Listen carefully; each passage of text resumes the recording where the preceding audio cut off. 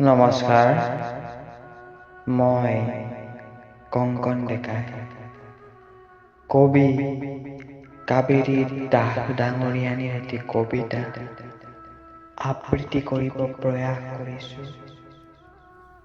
কবিতাৰ শিৰোনাম মন গৈছে। বহুত জীয়াই আনৰ বাবে এতিয়া মন গৈছে অকমান নিজৰ বাবে জীয়াবলৈ।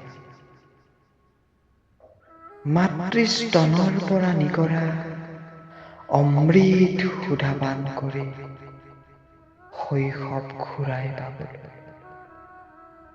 অবুজ হাঁহি কান্দোনেৰে সময়ৰ ৰথত উঠি কৈশোৰ পাবলৈ।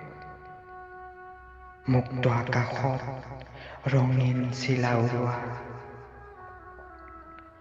গছ বগাই পাতৰ মাজত লুকাই থকা,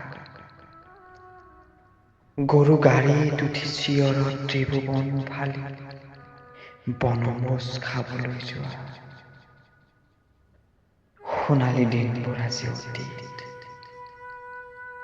সেই মায়াময় অতীতক আজৰি আনি মিলাবলৈ মন গৈছে বৰ্তমানৰ সতে।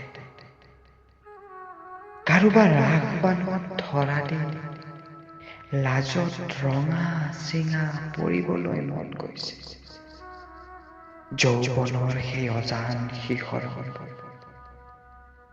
অনুভৱ কৰিব মন গৈছে।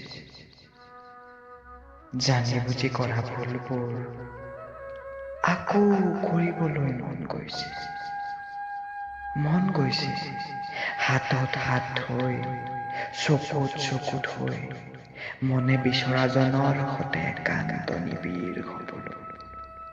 মন গৈছে হাতত হাত থৈ, চকুত চকু থৈ, মনে বিচৰাজনৰ সতে একান্ত নিবিড় হ'বলৈ। ধন্যবাদ।